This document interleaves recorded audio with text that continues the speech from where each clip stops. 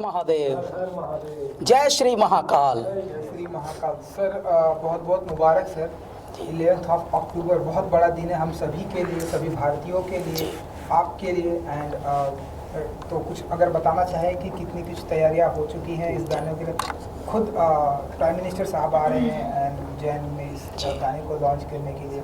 इस बहुत ही बड़ा दिन है हम सभी के लिए, अगर आप इस तरह का कुछ प्रकाश डाल सकें। मैं ये बताना चाहता हूँ इस पृथ्वी को, देखिए युग परिवर्तन हो रहा है और युग परिवर्तन में भारत की अग्रिम भूमिका आ रही है, मुख्य भूमिका आ रही है। भारत पूरी पृथ्वी को बता रहा है कि मनुष्यों, दिमागों वालों ने तो दुनिया बहुत चलाई है, लेकिन अब हृदय में आना पड़ेगा और हमारे आध्यात्म, हमारी पौराणिकता, हमारी परंपराओं से जुड़ना पड़ेगा। उसी का एक प्रतिरूप है ये कि मध्य प्रदेश शासन और संस्कृति विभाग द्वारा प्रधानमंत्री जी के नेतृत्व से, वहाँ के मुख्यमंत्री जी के नेतृत्व से जिस प्रकार से हमारे आध्यात्म का पुनर्जागरण हो रहा है, इसी प्रकार से एक तरह से संस्कृति का अभ्युदय और ये एक स्वर्णिम पल हम कह सकते हैं हो रहा है।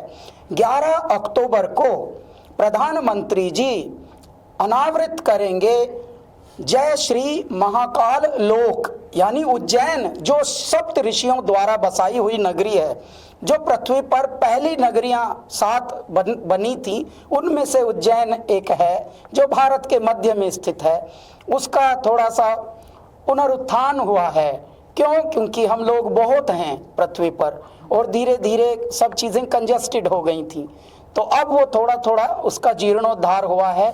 11 तारीख को महाकाल लोक का लोकार्पण हो रहा है। तभी हम लोगों को सौभाग्य मिला कि मध्य प्रदेश सरकार ने हमसे आग्रह किया था, वहाँ के मुख्यमंत्री जी ने 6 महीने पहले, कि आप इसको गाना को बनाइए, और उसके बाद हम लोग इस पर लगे हुए थे।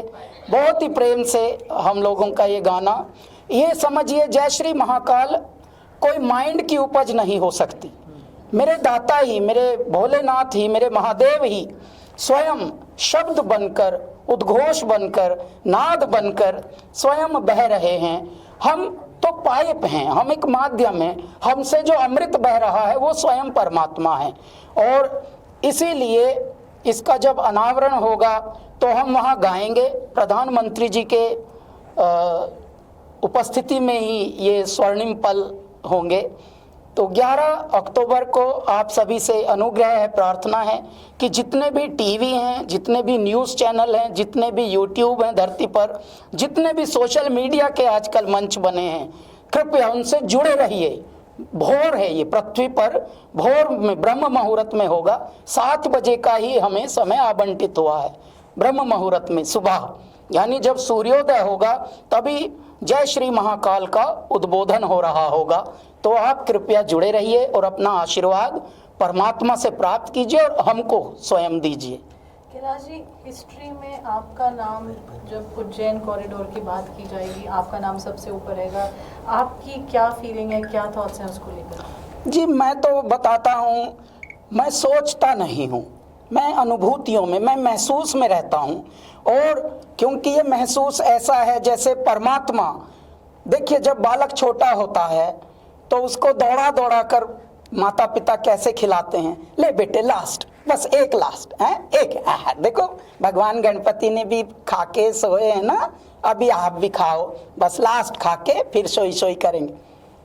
परम पिता परमेश्वर हम सभी को दौड़ा दौड़ा के खिलाते हैं, इतना लाड़ करके खिलाते हैं, बस हम में सुपात्रता होनी चाहिए।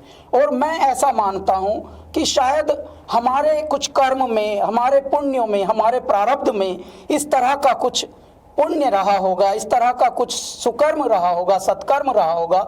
हमारी जो बैलेंस शीट है उसमें शायद ऐसा रहा होगा कि रिटर्न चेक आएंगे सरकार से, तो वहाँ परमात्मा की सरकार से, यानी परम सत्ता से हमको ये अच्छे सौभाग्य के पल मिलते हैं कि उनकी सेवा, उनकी स्तुति, उनका मनन करने का सौभाग्य प्राप्त होता है। शायद ये सुशुभ कर्मों का फल है। तो ऐसे में हम जो अनुभूति, जिस अनुभूति में हम हैं, जिस एहसास में अब हम हैं, बस यही है कि ईश्वर को जितना नमन किया जाए, जितना धन्यवाद दिया जाए, वो कम है। कैलाश जी, मैं पर्सनली ये जानना चाहूँगा कि क्या भगवान महादेव के ऊपर काफ़ी गाने बनते हैं और हर सिंगर एक अलग अलग गाना प्रकट करता है। मैं जानना चाहूँगा आपसे कितना मुश्किल होता है कि वो एक ही टॉपिक, मतलब एक ही महादेव को लेकर वो बार बार वही चीज़ें गाना, कितना प्रिपरेशन करना पड़ता है उस चीज़ के लिए? ऐसे तो इस पृथ्वी पर हर कार्य हो चुका है, कोई भी ऐसा नहीं जो अब तक ना हुआ हो, परंतु काम करने का ढंग जो होता है वो निराला होता है और वो आपको भिन्न कर देता है। आज तक बहुत गाने बने थे, लेकिन पृथ्वी पर जब हम लोगों का पदार्पण कराया ईश्वर ने, तो हमारे ढंग अलग थे, हमारा रंग अलग था, हमारी खुशबू अलग थी। इसके लिए जो गाने मात्र मंदिरों में, देवालयों में और इस तरह की जगहों में, आध्यात्मिक स्थलों पे बजते थे, वो धीरे से क्लबों में आ गया, युवाओं तक आ गया। अगर बम बम बम बम बम बम बम बम बम लहरी, अगर बम बम बम बम बम बम बम बम बम लहरी। और 18 साल हमारे जीवन को हो गए संगीत में। अभी भी जो आज के गायक हैं, आज के संगीत के साधक हैं, वो लोग भी इस पद्धति को अपनाने के लिए उत्सुक हैं, जिज्ञासु हैं। परंतु आज भी जब हम कुछ नया करते हैं तो वो करते हैं जो पहले न किया हुआ हो। देखिए, शब्दों से लेकर नाद तक, इस जय श्री महाकाल एंथम में भी हम लोगों ने 21 सपेरे जो बीन बजाने वाले होते हैं, वो भी मंच पे, गलियों में नहीं, जो मंच पर यानी जो परफॉर्मर्स हैं वो आए थे। और टोटल जो संगीत के साधक इसमें जुड़े 108 हमारे मन के होते हैं जपने के। 108 संगीतकारों ने इसमें अपनी समझ लीजिए यज्ञ में आहुति दी है। और 21 जो बीन प्लेयर थे वो आए थे, साधक बोलता हूँ मैं उनको, और वो महादेव के, वो नाथ संप्रदाय के होते हैं, महादेव के भगत होते हैं वो। तो बगल बच्चा बज रहा है। इनफैक्ट आप दंग हो जाएंगे, आज हमारा शूट है वीडियो का और उसमें भी हम बगल बच्चा लेकर ही नाचने वाले हैं। हमको नाचना नहीं आता, लेकिन हम क्या करने वाले हैं, हम पगलाने वाले हैं ऐसे करके। तो आप देखिएगा, देखिए परमात्मा को जो प्रेम करते हैं आप तभी कर सकते हैं जब पूर्ण समर्पण हो। यदि आप माइंड से कुछ उपज करेंगे तो मनोरंजन का कार्य हो जाता है।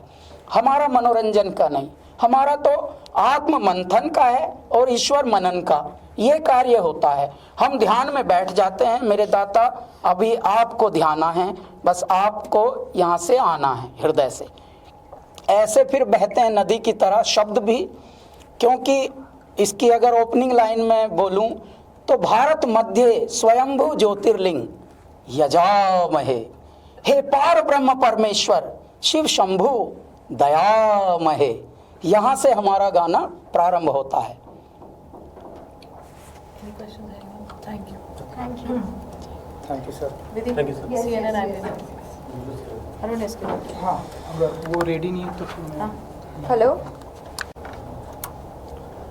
स्टैंडी विजुअल लेते हैं